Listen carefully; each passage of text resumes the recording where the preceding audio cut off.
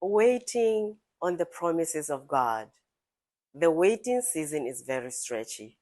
It stretches our trust in the Lord. It stretches our faith and it stretches our patience. The thing is, sometimes you can be out here trying to wait well, and you realize that God is busy blessing everybody else out there but you. So how do you wait well? How do you posture your heart right when you realize that others are getting their blessings, but you are out here trying to hold on and trying to wait well?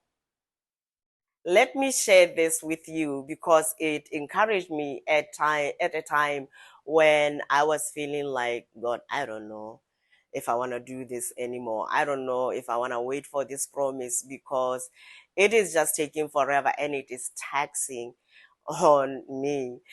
So maybe a couple of years back, I was watching church online, and Bishop Noel Jones was preaching at the Potter's House of Dallas, and he was talking about waiting on the promises of God. And he said, sometimes when you are waiting on the promise of God, you have to see it like this.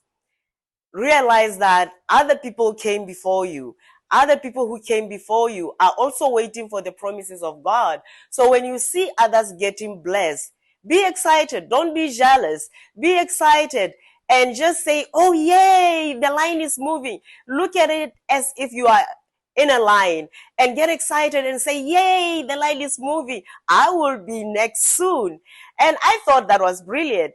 But he also said something. He said, other times, God takes his time while you are in the waiting season because he is enjoying his relationship with you, because that is the most relationship he would ever get out of you while you are in the wilderness. Because when he blesses us, after waiting for this promise all this time, we have a tendency of grabbing the promise and saying, God, thank you very much. Bye. I'll take it from here. So when I heard that, I said, oh, so Lord, so does it mean that the reason why you are delaying is because you are enjoying your relational exchange with me? And I said, Lord, just so you know, I will never do that. I will never grab a promise from you and then run away, because I need you to steward whatever that you give me.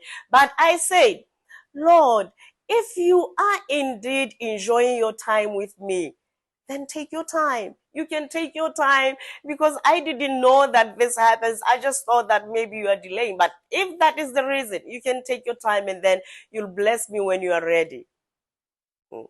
And then it happened.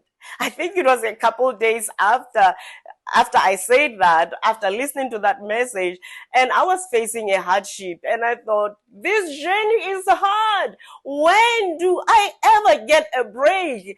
And I remembered what I said to the Lord, and I said, Lord, I still love you so much. Nothing has changed. But what I said to you a couple of days back, I revoke it. Don't take your time, Lord. Just stick to the initial schedule of when you are going to deliver the promise, because I want to make it to the end. I don't want to tell you to wait and then take your time and then I end up failing along the way. So brothers and sisters, the journey and the waiting season is very stretchy. It stretches our patience. It stretches our faith. It stretches our trust in the Lord.